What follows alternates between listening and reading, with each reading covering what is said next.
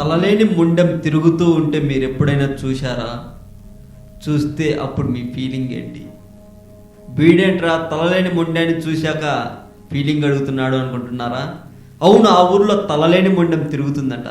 ఇంతకీ అది ఎక్కడో ఇప్పుడు మనం తెలుసుకుందాం. వాణియంపాడి సమీపంలో తలలేని ముండెంతో రక్త కాటేరి తిరుగుతున్నట్లు పుకార్లు లేవడంతో గ్రామస్తులు భయాందోళనలో అర్ధరాత్రి సమయంలో ప్రత్యేక పూజలు చేసి సరిహద్దులో కాపలా కాశారు.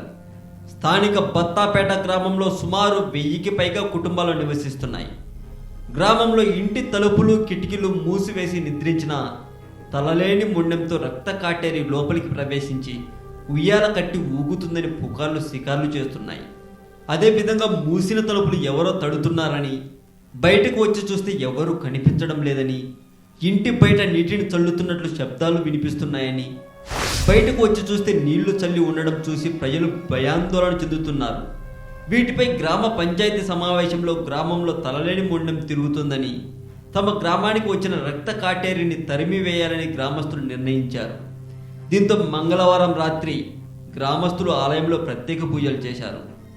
ఆ సమయంలో గ్రామంలోని 9 మంది మహిళలకు స్వామి వచ్చి గ్రామంలో రక్త కాటేరి ఉందని, దానివల్ల ఇదివరకే 2 మృతి చెందారని, మరో 3 మృతి చెందబోతున్నారని చెప్పారట.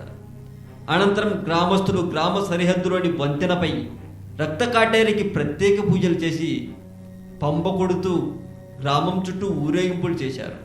ప్రతి ఇంటి ముందు మంచునూడితో దీపం వెలిగించి జిల్లేడు కొమ్మలను ఉంచి కాపలా కాశారు. మరి ఇవన్నీ మీరు నమ్ముతున్నారా? అంత తూచ్, దయ్యం లేదు భూతం లేదు. మీరు కూడా నమ్మకండి.